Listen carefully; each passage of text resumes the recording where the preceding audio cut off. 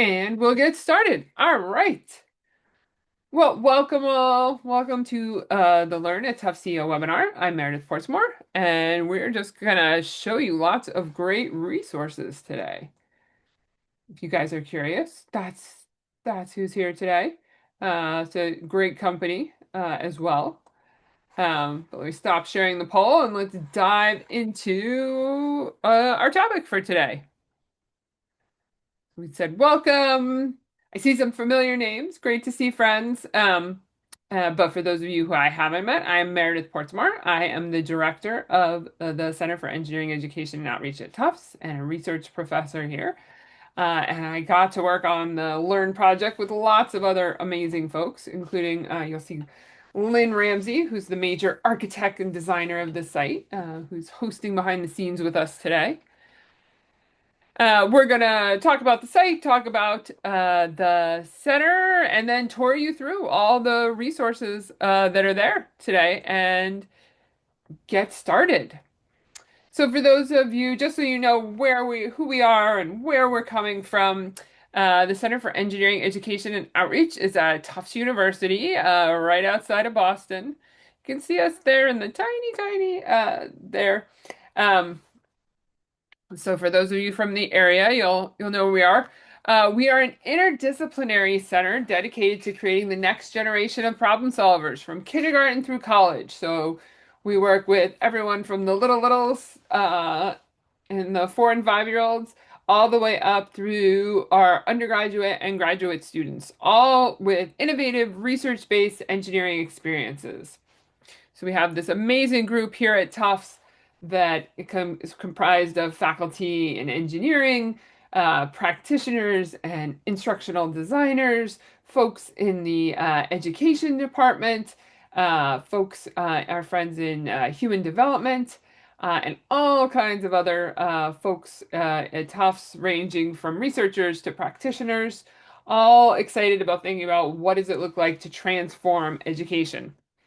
And we have some core values. Probably if you're here, these are things that you also feel similarly about. We know that the youth of today, whatever age they are, can think, invent, discover, change the world.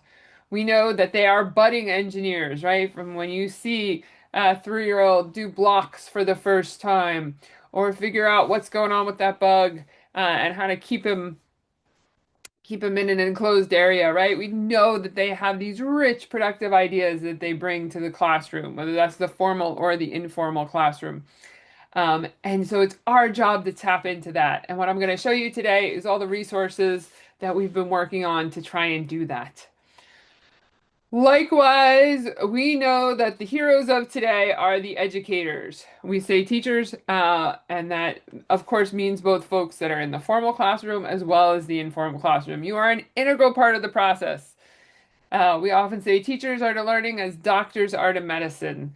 You are the ones on the front lines, diagnosing what's happening, helping youth figure out what they need, how to get there.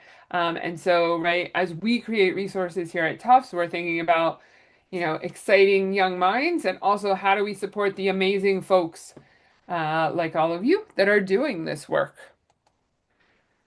When we talk about engineering, just so we're all kind of talking about the same thing, we talk about engineering as applying understanding of the world in this pursuit of solutions to problems. And we take this really broad definition of engineering, right? Because there's so many things that fit in there. We may have historically, said engineering is only the application of math and science, but today we know it is so much broader than that, right? Some of the challenges we have or the engineering problems we've had are because we haven't taken a socio-technical perspective or we haven't thought about ethics in the moment. So wrapping all of those disciplines around solving problems is really what we think about when we think about engineering. It is different than other things that we often do, and many often different than what children do in school, right? Where they're only trying to hear knowledge, right, and repeat back things that maybe they've already learned, all of which is important, right? The science and mathematics and history that's come before us is important to know, but we also want children to have this experience of pursuing solutions to problems because we say if we want the next generation of children to be innovators to solving these grand challenges in the world, from clean water to renewable energy, to improved medicine, right? All those global challenges that face us. They need practice innovating. We can't pour knowledge into their heads for years and years and years and then expect them to be creative, flexible problem solvers at the end. We need to give them practice doing it. And obviously, if you're here, you've been thinking about that. What is the kind of hands-on, problem-based learning that we can give to students? And so we'll show you some of those resources today. This project is brand new this year, thanks to an amazing team here at Tufts. Again, I'm going to give my shout out to Lynn Ramsey here, who architected and herded all of this into one place. The center has been in existence since 1996. We're coming up on 30 years here, with funding from National Science Foundation, Lego Education, Lego Foundation, all kinds of folks to create resources to build this next generation of innovators. And at one point, those resources were scattered everywhere, hidden in different places. You had to know if you emailed me and asked me for a resource, I had to, send you like 6 or 7 URLs. And so Learn is really just trying to bring them all together. It's our first pass, and we know that this resource is going to grow and you'll see, right, that these are resources that have been developed over many years with different researchers. So lots of rich tools, the majority of which are free, for folks to use as best you can, and we love hearing about them. So we're super excited to launch Learn CEO.tufts.edu this spring. And you folks will be some of the first to get a tour. So let me exit out of these slides here and take you over to the site. So when you come to the site here, it's pretty straightforward. A collection of all of our resources, all of our events, all of our activities, all great things that are designed for educators. You will be asked to create a login just so we can know who's using it. That helps us to get resources in the world. And basically, we'll just let you know about some new things that happen here every once in a while. But let's dive in and look at some of them. So we have events here, which are things like the webinars. We love to invite, if you register for our site, you'll hear about these webinars, as well as webinars with some of our collaborators and friends. We're already talking about which ones we are going to do for fall 2026 as we look for other folks and authors. We have lots of folks across the nonprofit space. If you joined us this year, right, we had our great friends, Amanda Sullivan and Amanda Strawhacker, who write about screens, Screen for Youth. We've had our friends from Engineering for Us All, who have some really great curriculum at the high school level. So I highly encourage you to create a login for the site so that you always know about all of our great events. You'll see that we also have a new micro-credential. For those of you who have heard about integrating engineering and literacy with us through Novel Engineering, we've just launched a Novel Engineering micro-credential, and you can learn more about it there too. Let me squeeze that back there. But let's dive into the resources. We'll come back to collection. I'm going to go to See All Resources. So if you scroll here, it can be a little bit overwhelming because there is lots and lots of tools. So what I thought we would do is kind of walk through, thinking about who's in our audience here, and look at some of them specifically. So if I just want to look at things for my elementary folks, I can click on the side there, and start to look through there. And everything that is tagged elementary will come up there.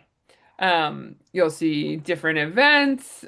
We had a conference. I'm going to come back to the Lego stuff for my Lego friends, as well as there. But let me click on low cost engineering activities.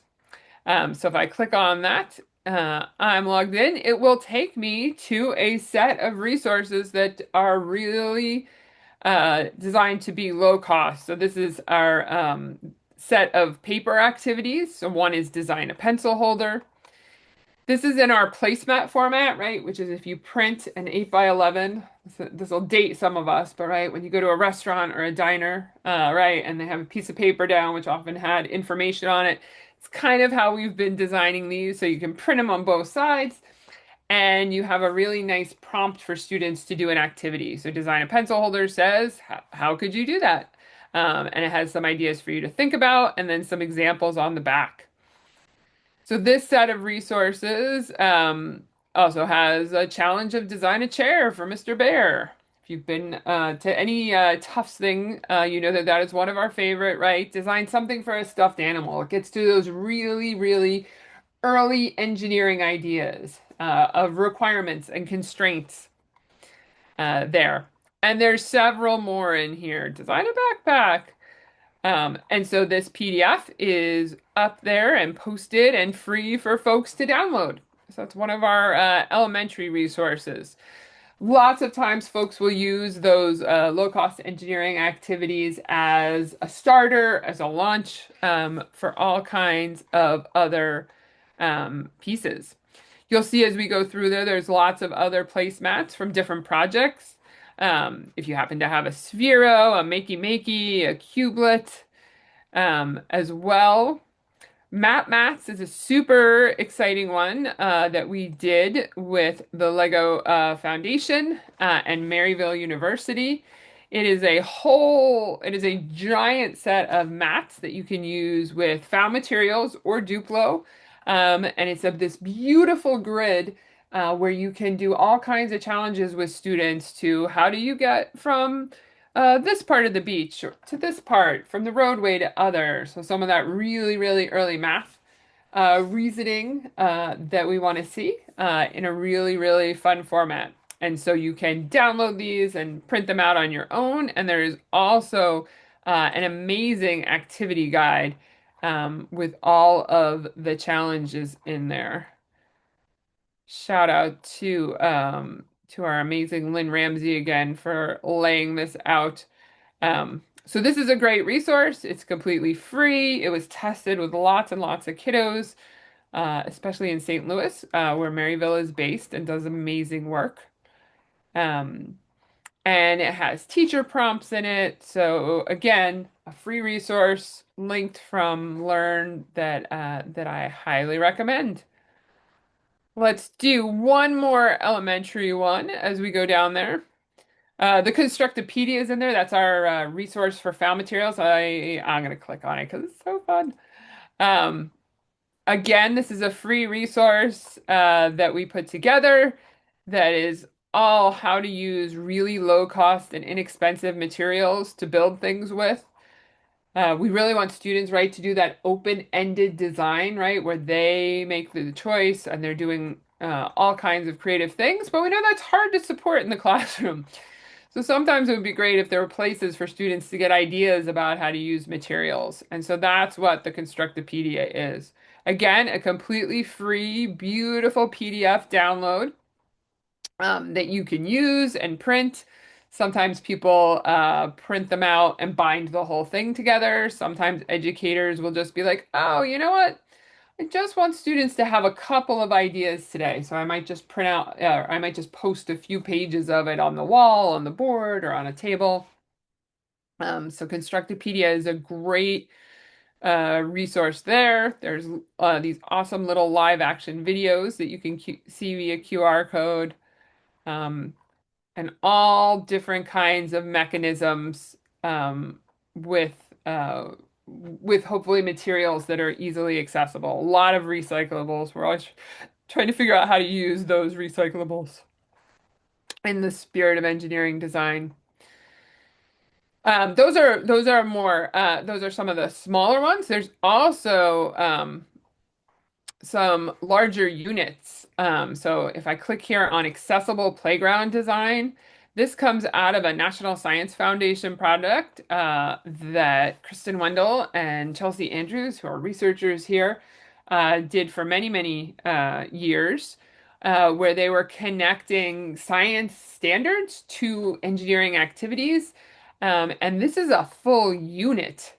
Um, that is designed to meet core elementary science standards through the design of accessible playground structures. So they have a framing challenge of, creating this playground, and then they have all of these activities that support doing that. And this very comprehensive guide takes you through each of them. So how can we think about ramps, right? Right, which is addressing some of our core science ideas. And we're going to do an exploration. So we actually get to that mechanistic science idea, but it's all in service of, it's all wrapped with this idea of like, okay, we're investigating ramps because we're thinking about how to build our playground. We're playing with motion and weights to figure out how will that affect things that we design. Um, so these are really, really lovely, lovely units that you could use pieces of, or you could use as a comprehensive set that have focus questions, lots and lots of beautiful examples, and lots of connections, clear connections to science standards, if that's the space that you are in. Um, I just clicked on one of those, but you'll see there are actually several. There's reservoir rescue, there's vehicle design for the T, there's make way for trains, displaced animal rescue, and those are all of the same size and quantity. They're all full multi-week units with lots and lots of activities. So if you are in the elementary space and you want to think about that, I highly, highly encourage you to check those out. And there's definitely more resources, but we won't walk through every one. Let's click on middle school for our middle school folks. Here we start to see a lot of different resources, especially with the robotics. There are robotic resources for our elementary, but we see a lot more of it in our middle school space. But let me highlight some of the ones that are middle school specific. So we, for many years, collaborated with our friends in chemical engineering to do activities to get kids excited about chemistry and engineering. And so that full set of curriculum, whether you want to do it as a camp, and the activities are all free and available up here. This was really, this project came from one of our amazing, Aisha Asatikin, one of our amazing female faculty in chemical engineering here, who's really passionate about access and trying to think about what are different ways we could do this. So these activities are really thinking about how do we think about chemistry and chemical engineering in ways that give people the feeling of how creative it is, how what kinds of different problems it solves. So you'll see if you click through these, everything from making our own bouncy balls to, some of the more classic Alka-Seltzer rockers, but also thinking about polymers and filtration. And actually how to scale up and make a product. They do the planning because we can't actually scale up full chemical engineering production, but getting students into the ideas of, how would you make it? How would you scale it? What does reactor design look like? So some really fundamental pieces and thinking about, what could a career in chemistry or chemical engineering look like? Um, so this was done. We ran this for many summers with our middle school girls in some of our adjacent towns and developed these activities and refined them. And so they're a great resource if you use them. Again, another resource that you can use, take pieces of and use individually, or you can also look at how it fit together as a whole unit and think about where that might make sense for you. We click on back to a middle school. We definitely have some more Reese's there. If you are interested in thinking about some of the technology, there are some of the starting things for the Arduino workshop. Arduino is definitely right. I think spans that middle high school space. And we have a ton of examples of some simple projects and videos that go along with it that you can use. These are super fun, from making traffic lights to testing humidity and resisting. This came out of a project that went across several different countries. So you see the Rwanda piece here. That was one of the lead folks who were doing that. So definitely thinking about different contexts and different resources that schools have when they're doing this.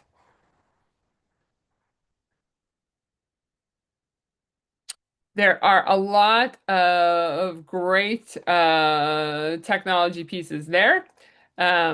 We have also been so fortunate to collaborate with Karma, which is an organization that works on the Navajo Nation doing STEM.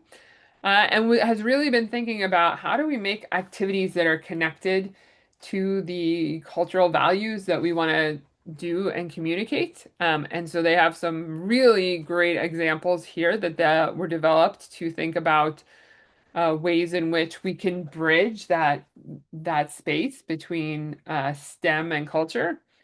And so they're all Lego activities, but of course you could imagine them in different contexts. They could be an inspiration. You could use them as they are, and see the full lesson and materials and download it, or they could certainly serve as inspiration if you have a different platform. But in this space, right, the Lego Spike Prime robots, right, can repeat recording, right, play recordings. And so they were doing a lot of really interesting stuff with language. So saying the word robot in Dene, the Navajo language, counting to 10. Navajo has an amazing tradition. Navajo people have an amazing tradition of rug weaving. And so thinking about what that might look like in a robotic space. Thinking about some of the challenges that the landscape of the Navajo Reservation present. And so the water lady and water is a transportation issue there, and thinking about what robotics might bring to that. So lots and lots of great resources there.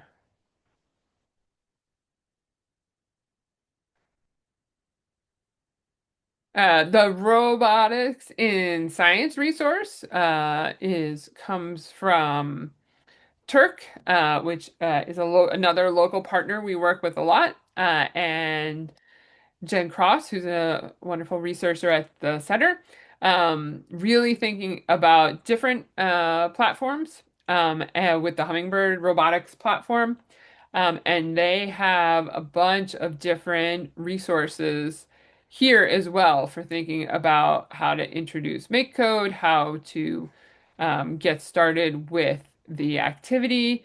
Really teacher-centered in terms of thinking about how does it connect to things you're already doing, and thinking about what core topics, especially in science, that you may need to be connecting it. We know how precious classroom time is, and how, right, folks are looking for new resources, but also resources that connect to things that they need to do. So that is another great middle school resource. If I click on our high school one, one of my new favorite ones that we've been really excited about is music engineering. So much of this conversation about engineering and STEM, right, is often about broadening participation, right? How do we get more folks to see engineering and STEM in general as a future pathway? And a lot of work initially in that space was bringing folks to that. Here, come here, let me show you robots. They're so fun. But the other thing we've really learned from research, right, is that it's not about bringing people to STEM, but broadening what counts, right? And music is an amazing one, right? Because it is all physics and materials, and there's so much there. And it's another entry point, right? It's awesome if you like robots, and that's your on-ramp to thinking that this is a great pathway for you.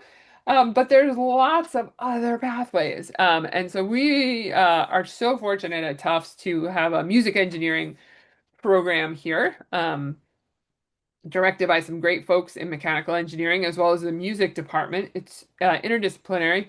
And we've just been doing a lot of things there, especially in the high school space with music and thinking about what that looks like. And so if I click on the engineering activities, these are three that we just did recently that are introductions. They definitely are for high school, although I have done them with younger students. They just had to be scaled down a little bit. But one of them is making pocket panpipes, right? Right. So can we actually get different notes, right? So we can actually model this.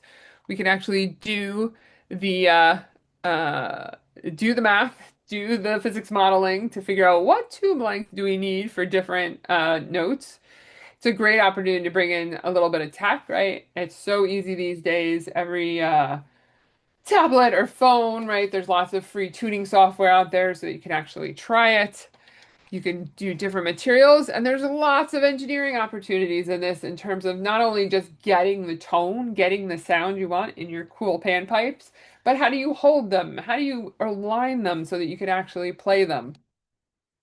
This is a really great. We actually did this with our undergrads as a workshop a few weeks ago as well, and it was really engaging as they think about it. You can think about a traditional set of notes. You can think about some of the different scales and musical patterns that they use in other cultures, other spaces. So lots of really great stuff in the music space. You could go more on the tech side. So figuring out how speakers work and what that looks like. So there's some great resources to help folks do that and the materials you need there. It's so exciting to see students, right, when they're like, that's how a speaker works. So all of a sudden, right, when they physically had to go through the process of thinking about the materials and the wires and the magnets and thinking about how that works. And then there's so much space for design and innovation there where they can think about, okay, well, what materials would give me the kind of sound that I want? Or how do I project the sound to a larger area, to a more focused area? So some really great challenges there, as well as some nice connections to science. Uh, and then depending on what resources you have, I don't know if folks have seen the Makey Makey, right, which interface with all things. The electric guitar activity is super fun. It has that creative aspect of what does it mean to make a guitar, as well as right, the actual wiring, right? Like how do I connect this? How do I code it? We have sample code if that's, not something you have space for in your curriculum, but it's also a great place for students to do that as well. So on the high school side, that's a great one. You'll see lots of other ones. It's probably a good time, yeah, to show off the resources we have in the AI space. This leads to another site that we also maintain, which has all of our Lego resources on it, called Engineering with Bricks. And obviously, we are starting to think about what does it mean for students to learn artificial intelligence and not just AI generally. Right, I think we all think about those LLMs, the chat GPTs, but there's so much else that goes into that space. Machine learning, right? How do machines learn? How do we give them data? What does that look like? And so there are some great activities here to use with the Lego Spike Prime to start to think about what that looks like for students to understand, okay, like what can I how do I teach my robot about signs? What does that look like? So right, we see we're starting to scale older, although I think this is gonna scale, we're gonna see machine learning younger at some points too, right? Not that we're not talking about AI replacing learning opportunities, but having students actually power and figure out how these powerful ideas of data and algorithms work together.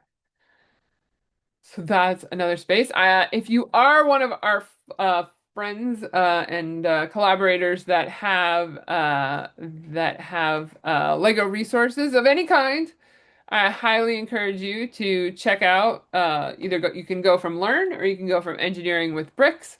You can find resources for everything and everything as far back as you have it, because we know many times, right, you are not none of us have the resources to upgrade to the latest and greatest. So you can see that even the RCX, which came out in 1998, some of the resources and activities are up there.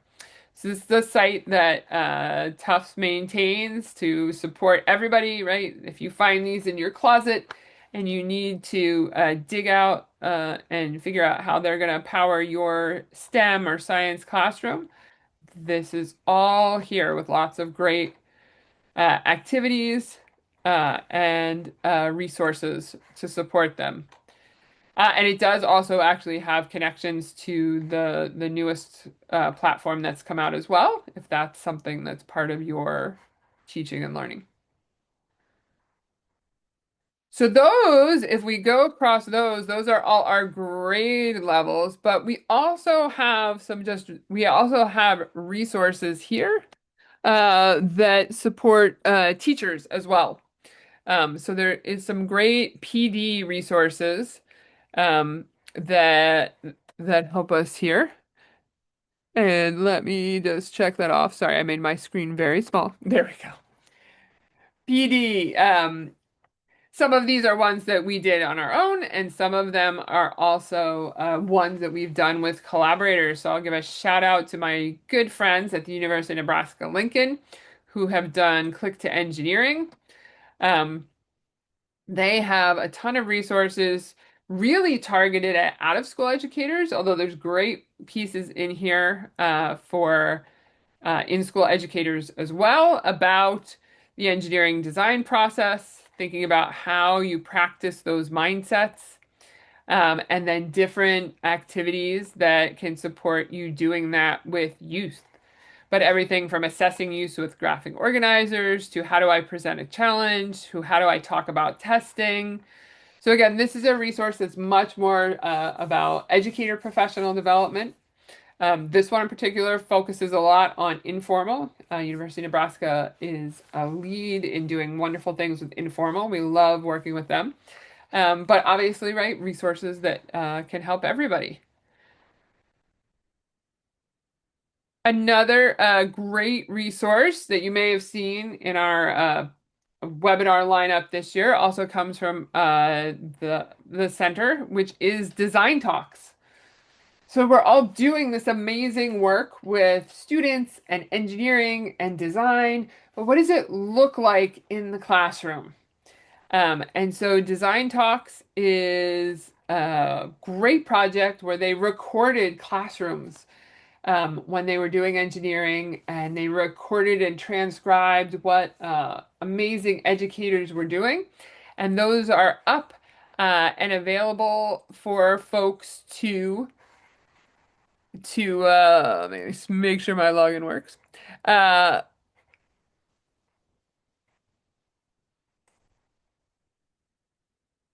let's see.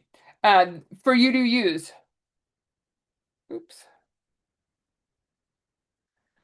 We'll try one more time. I switched computers and I might have made it mad. There we go. Anyway, there we go. Oh, good. I'm glad you can see it. So this is a resource that you might use if you were leading a PD, if you were doing your own professional development, where you're trying to be like, okay, I teach engineering.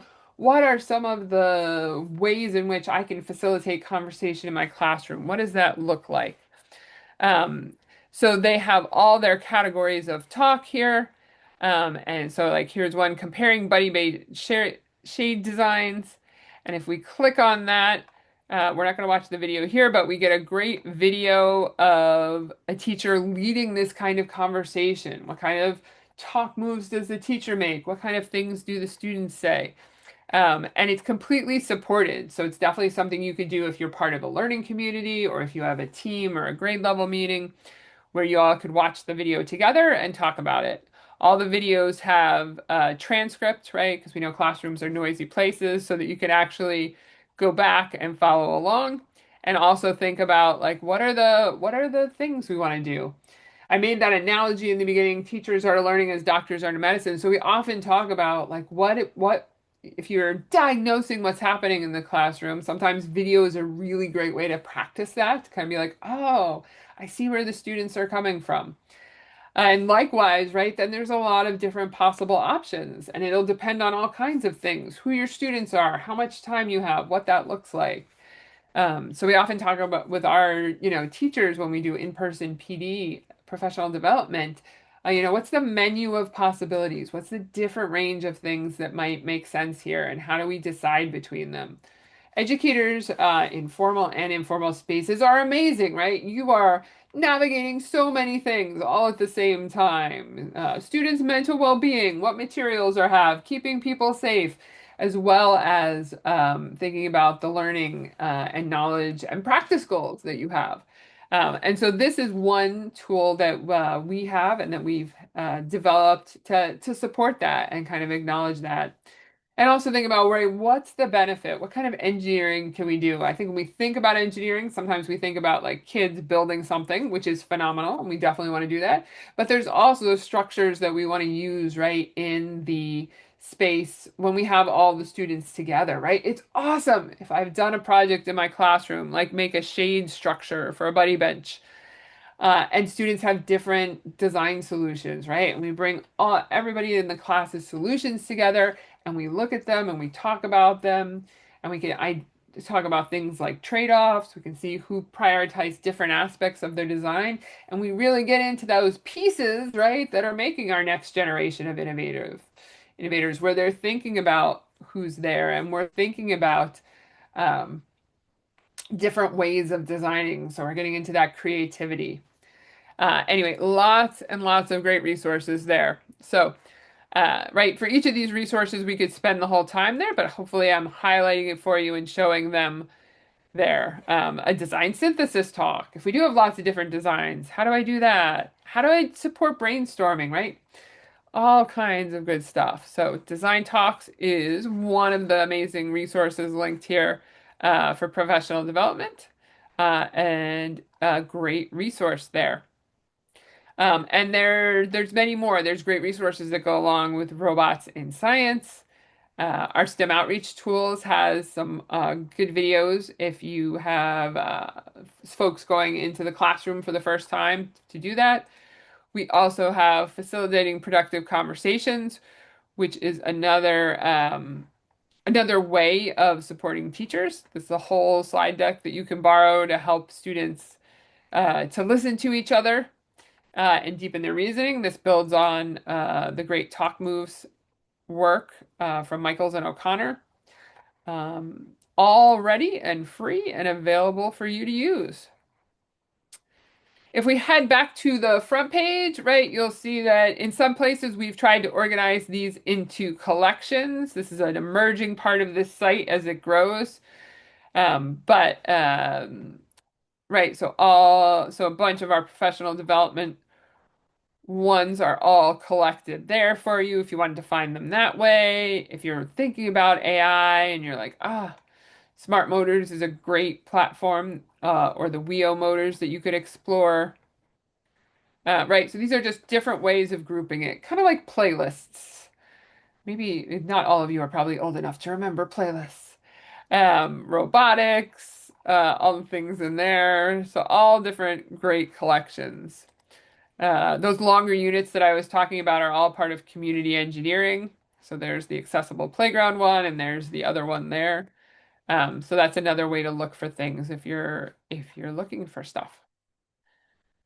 So that is Learn, folks. That is what we are doing. I'll leave some time here for questions, but we're very excited for folks to use it and let us know what you think. Or if you have any feedback or questions, we are always happy to do. This is its first few months of being live, and the anticipation is that it will grow as we have more projects and more pieces that we can add to it. If you don't already follow us, I hope if you found us here today, you follow us in some way, shape, or form. But if you don't already, at Tufts CEO on all the platforms. We love being tagged. So if you, if you make pencil holders, if you decide to do bear chairs, and you want to shout us out, we love those pictures on social, or if you send them over to us, just like some people like getting babies and puppies and kitties. We love pictures of things kids have made in your classrooms. Excellent. Well, thank you all for coming and hearing about this resource. I hope you see lots of you online signed up for it. If you have any questions, you can put them into, let me stop the share so I can see a little better here. Um, you can put them into do we have the Q&A app? Yep, let's see, Q&A app. Um, put them into, oh, there's a few in the Q&A. Sorry, folks, I missed that. Too many screens open. I'll answer these. But if you have more,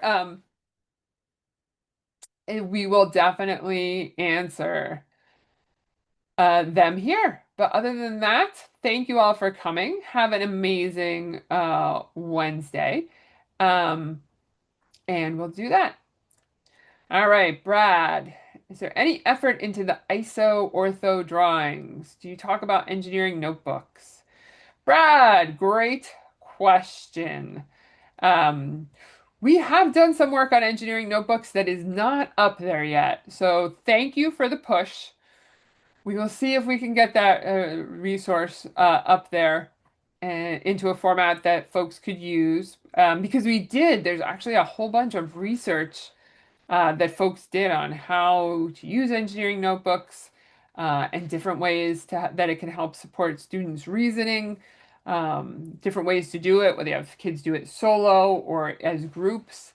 And you are right, we should share that. So that is super helpful.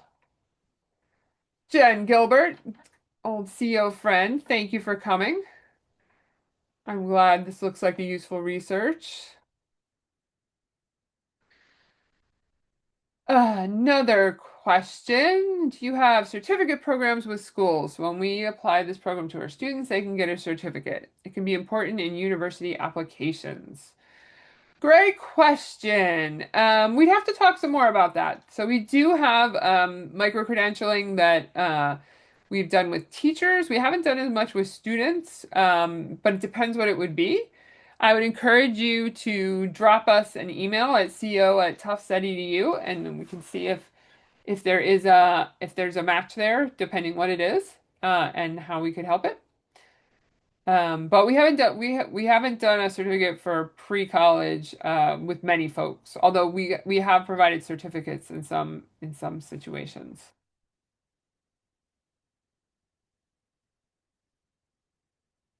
Other questions?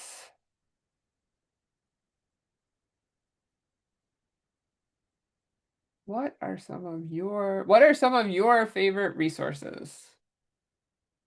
Oh my gosh, you can't ask me my favorite resource.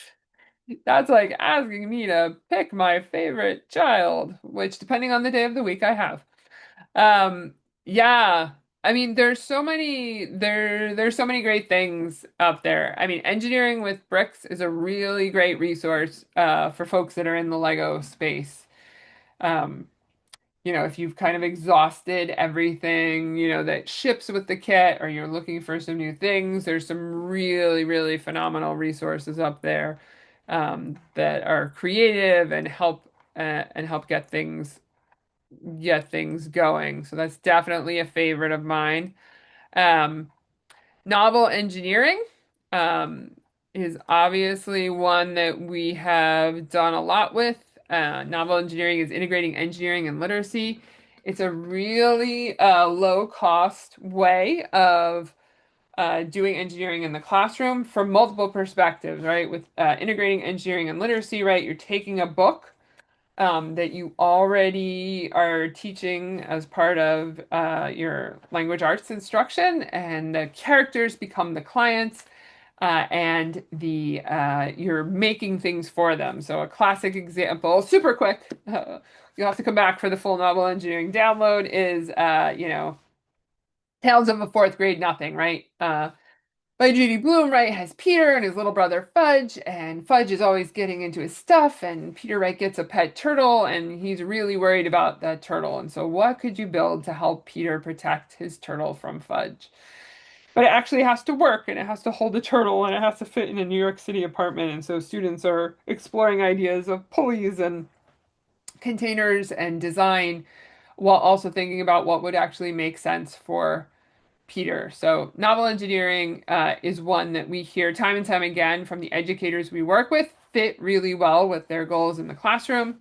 You can do it with high-end materials. If you have 3D printers and maker spaces, you can design really high-end stuff, but you can do it with cardboard and tape and soda bottles and have students really think about things. And we've done it across the grade levels. So I can do it with picture books with my littles, but we've done it with novels like Long Walk to Water, with our upper middle schoolers, and everywhere in between. So, so while we're talking about favorites, those are some of my favorites. Ah, and I have a question. Can you talk a little bit about the new literacy micro certification you mentioned? Yeah. So, if I can click back to there. Um, definitely, right, it's a whole new world in terms of professional development these days, and we are exploring micro credentials. And so we launched our first micro credential in novel engineering. So it's an online asynchronous set of introduction to novel engineering. It's going to be in two parts. We have the first part up already. The second part will be coming this fall. So the first part is a little taster one that is just $100 for about 10 hours of instruction, and then you get a badge at the end of it. And in very shortly, well, this fall, we'll be doing the bigger one, which is a little bit more of an investment of time, and I don't have the final price on that yet, but a little bit more.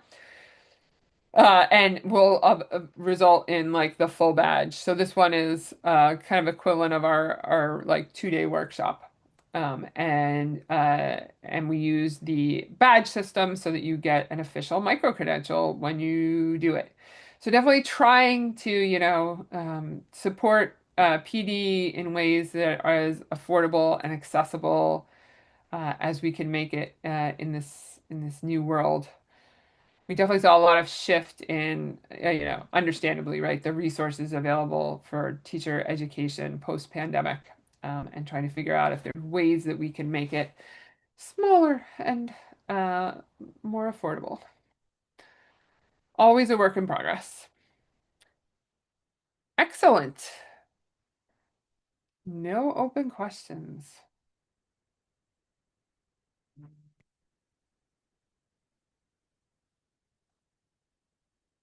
Are all the resources in English, or do you have translated resources? Great question.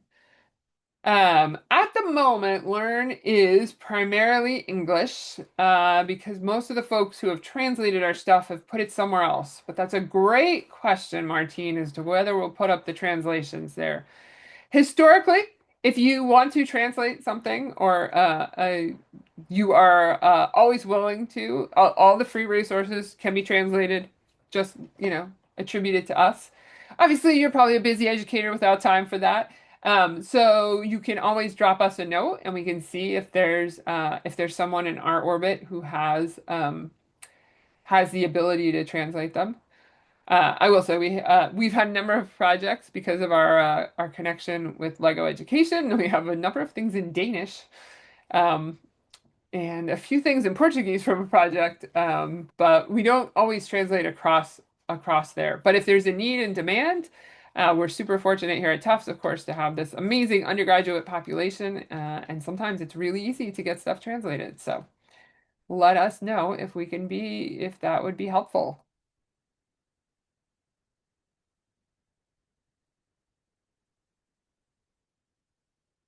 Excellent. Wonderful. Well, I'll hang out here for a bit more, but that probably wraps us up for this afternoon. Thank you all for coming. At all times, yep, drop us. You can see in the chat, Lynn put our links and our email address. We're always happy to chat with folks if there's a way that we can be helpful. We're so excited about the work you all are doing in this space, and we love to hear about it, love to see it. And if there's easy things we can do to help you out, we're always happy to do so.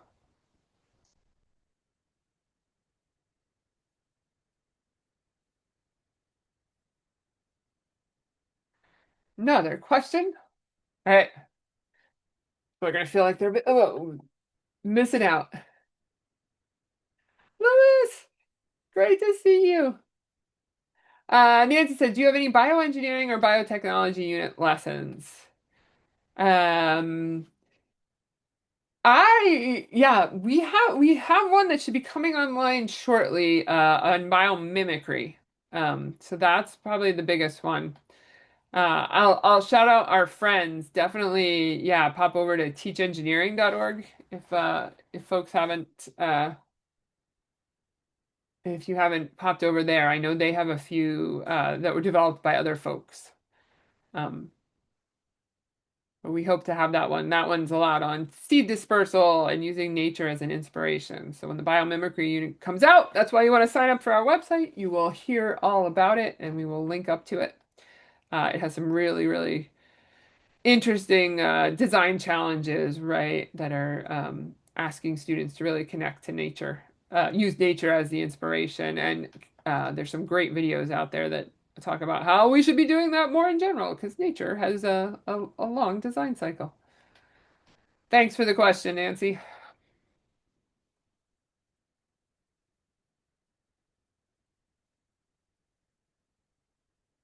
It's just me and the note takers.